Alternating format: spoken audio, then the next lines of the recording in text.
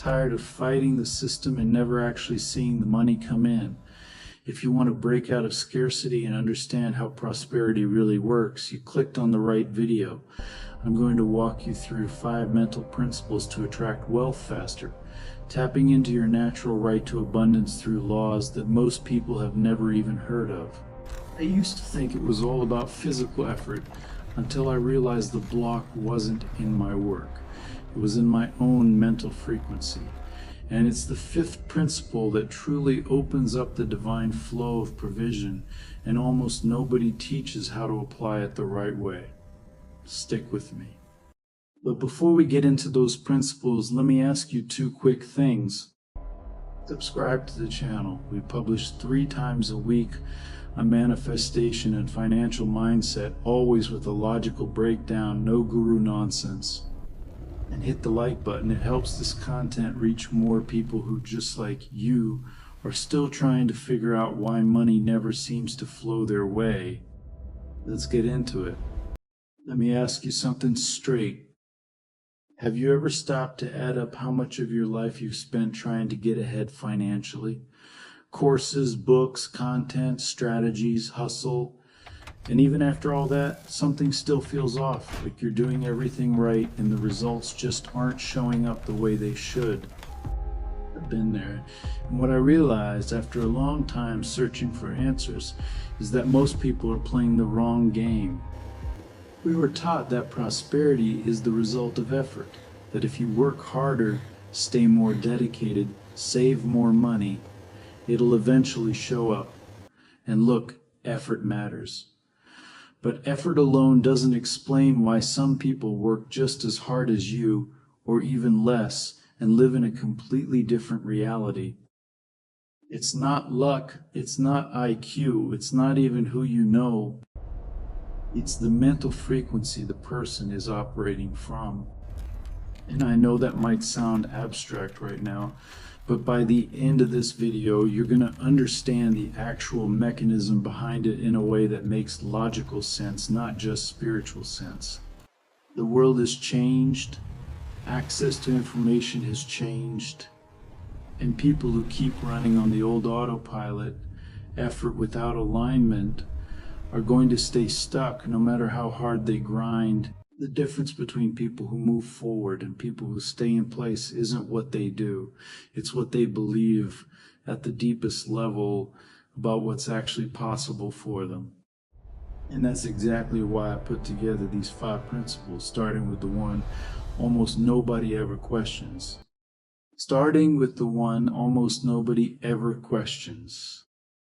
Principle 1, natural abundance. Most people believe deep down that money is scarce, that there's only so much to go around, that if someone's making a lot, someone else has to make less. And that belief, which feels like just a thought, is quietly driving every financial decision you make without you even realizing it. Here's the problem: that belief is wrong. And it's an expensive belief to hold. Look around. Nature doesn't operate in scarcity. An apple tree doesn't produce 1 apple out of fear of running out. It produces hundreds.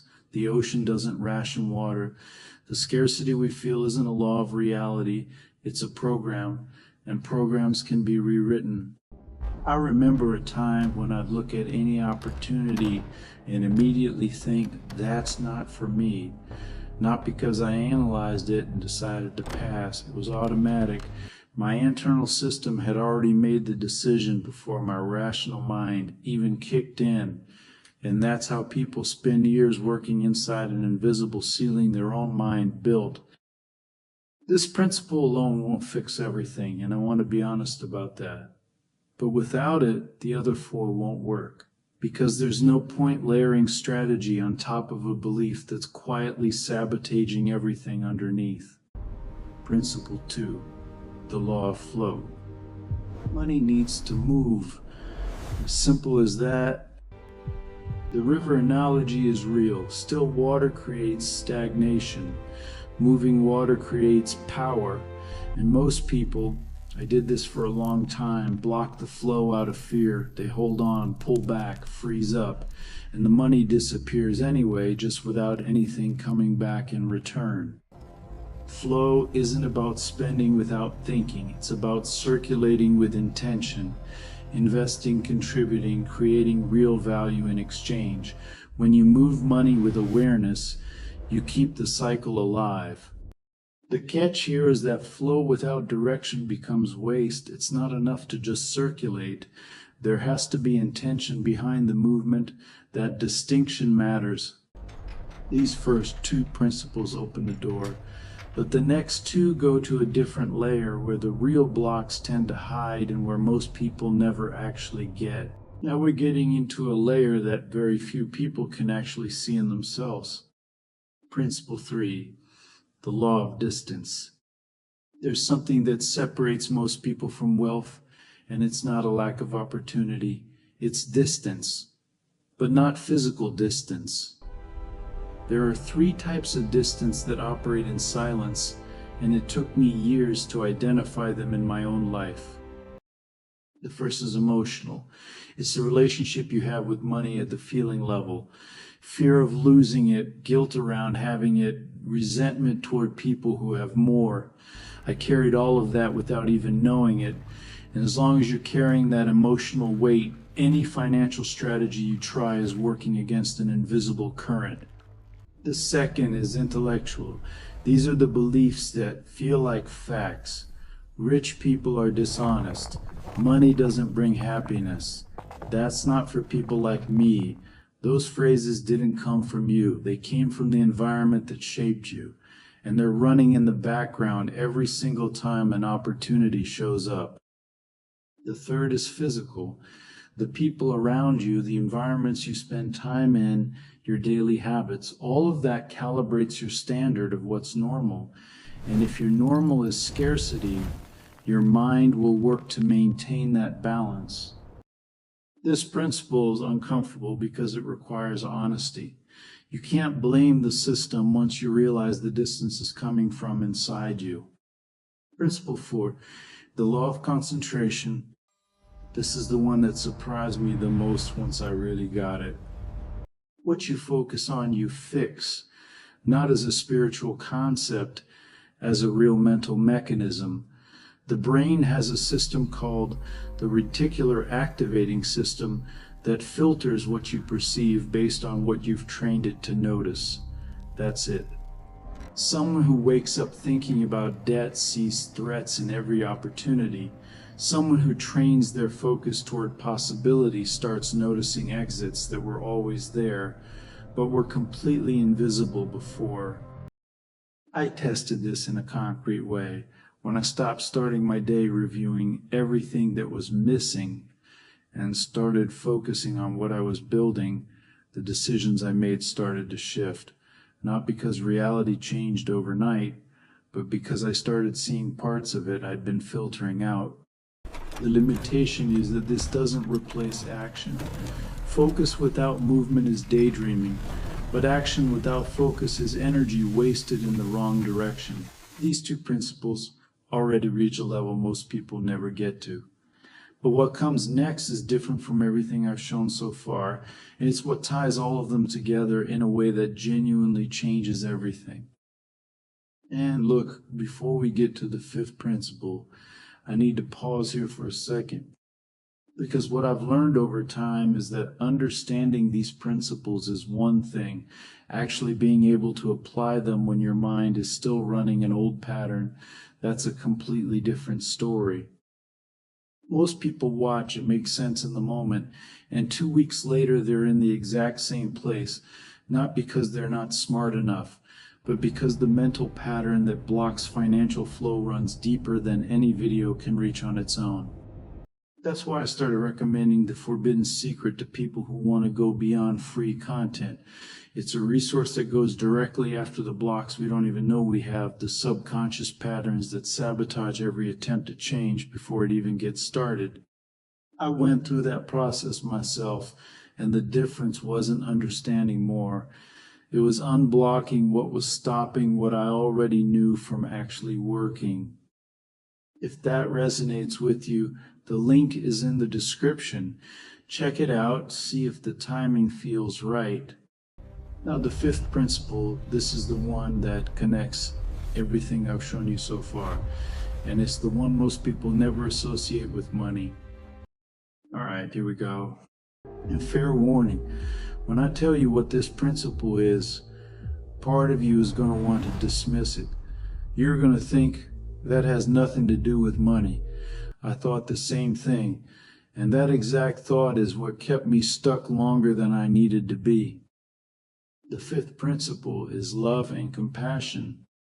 Not romantic love, not surface level self-help. I'm talking about a specific internal state, a frequency of operation that removes the resistance blocking financial flow at every other level.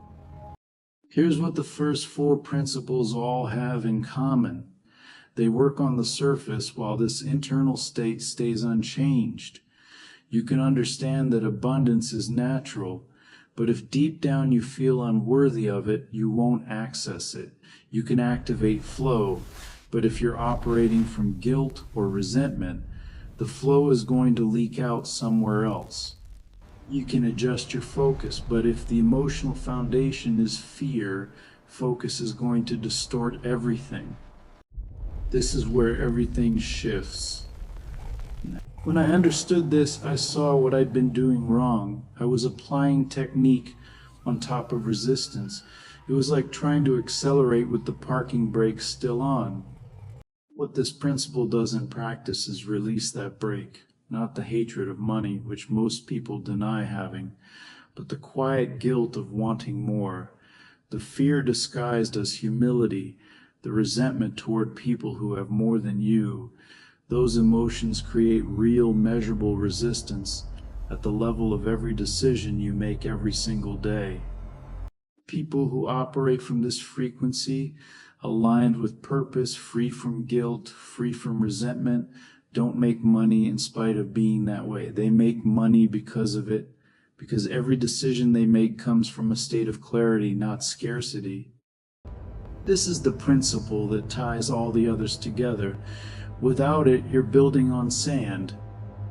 And there's a very clear reason, a logical one, not a spiritual one, why this principle works in a way none of the others can on their own. That's what I'm going to show you now. Let me explain the mechanism, because without understanding this, the fifth principle is just going to sound nice and stay there. The first four principles operate at the level of behavior and perception. Natural abundance changes what you believe. Flow changes what you do with money. Distance identifies what's keeping you away. Concentration adjusts what you see. All important, all real. But none of them change the internal state that decisions actually come from. And that's the problem most people never see. There's a part of the brain called the amygdala responsible for processing threat and fear. When you're operating from scarcity, guilt, or resentment, it's active. And when it's active, the brain shifts into survival mode. The decisions you make in that state are different. Shorter term, more reactive, more defensive. It's not weakness. It's biology. The problem is that most people are trying to apply financial strategy while they're in that state. It's like trying to perform surgery with shaking hands. The technique is there, the knowledge is there, but the internal state is sabotaging the execution. The fifth principle works directly on that state. When you remove guilt, resentment, and fear from your relationship with money and replace it with alignment, with purpose, with what I call a clean frequency, the amygdala quiets down, the prefrontal cortex takes over, and that's where your best financial decisions actually come from. I tested all five, and what I found was simple. The first four work so much better when the fifth one is active. It's like the soil. You can have the best seed, the best fertilizer, the best planting technique, but if the soil is poisoned, nothing grows the way it should. Now that you understand why this principle is different, let me show you how to start activating it in a concrete way, starting today. The good news is you don't need to transform your entire life overnight to start activating this principle. The starting point is simpler than it sounds. The first step is to identify, that's it. Before any technique, any affirmation, any strategy, you need to be honest about which negative emotion is most present in your relationship with money right now. Is it fear? Is it guilt? Is it resentment toward people who have more? You don't need to fix it today. You need to identify it, because you can't change what you can't see. I started by doing this on paper. I wrote down the first 3 emotions I genuinely felt when I thought about money, not what I wanted to feel. What I actually felt was uncomfortable, and it was the beginning of everything. The second step is conscious substitution. Not denial, substitution. When fear shows up before a financial decision, you pause, you breathe, and you ask yourself, is this decision coming from fear or from clarity?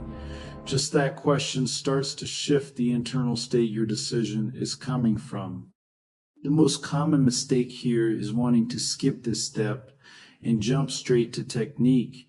Technique without the right internal state is going to frustrate you all over again, and you already know what that frustration feels like. The most important thing isn't doing this perfectly. It's starting to operate with awareness of the state you're in when you make decisions about money.